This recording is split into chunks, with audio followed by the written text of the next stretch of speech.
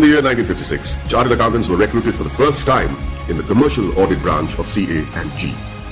Many of you may not be aware that many accountants were part of the Indian freedom struggle, like First Lady Auditor CA who participated in non-cooperation movement on the call of the father of our nation, Mahatma Gandhi ji. She was also imprisoned for a year. Recognizing ICAI's strong regulatory framework, the High Courts acknowledged Council's strict disciplinary mechanisms in 1961. In 1964, the Council of the ICAI submitted its pre-budget memorandum for the first time. The memorandum contained useful suggestions for reorientation of taxation policies and procedures to the Finance Ministry. The process was so helpful that it is being practiced ever since. In the 70s, the ICAI started rendering free advisory services to SMEs and small taxpayers on maintenance of accounts, tax paying and other financial matters. Not only did it enhance the financial literacy of businessmen and citizens, more importantly, it started the industrial growth in the country. It also collaborated with the government to enlarge the scheme of scholarships.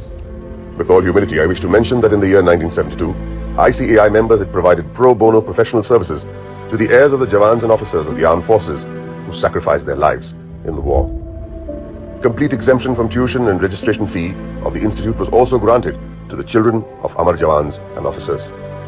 The 80s saw widespread gloom in India's macroeconomic performance due to the prevailing conditions in the country. However, during the period between 1980 and 1990, the economy began to improve and growth rate accelerated. The government appointed CA members on various committees like boards of public sector undertakings and nationalized banks. The government also appointed ICAI as an expert and independent advisor on company law, fiscal and various other committees. The corporate sector, the public sector corporations, cooperative societies and public trusts were brought under the accounting discipline by legislation. In the 90s, sales tax audit was introduced in many states, which was a direct result of ICAI's efforts to showcase the role played by the CA community. ICAI developed a research center in the form of a non-profit company to be named as Accounting Research Foundation. It was during this time that the government recognized the ICAI as the sole recommendatory body for setting accounting standards in the country. 2000 and onwards marked the period when many MRA, MOUs had been signed with many international bodies such as ICAEW, CPA Australia, Ireland, CICA, etc. ICAI was granted recognition by IGNOU as a research center for the benefit of its members and employees to pursue doctoral research from IGNOU.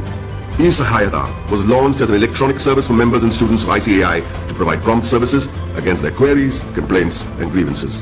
In 2007, ICAI decided to recognize the CA leaders in industries, which gave birth to a glittering awards function. In 2009, ICAI was awarded the Recognition of Excellence Award by the then President of India, Srimati Pratibha Patil. In the year 2014, the Honorable Prime Minister of India, Sri Narendra Modi, nominated ICAI for the Swachh Bharat Abhiyan. Under the banner of Swachh Bharat Abhiyan, Swachh Vidyalaya Abhiyan was launched in the year 2015 to provide separate toilets for boys and girls in all government schools throughout the country.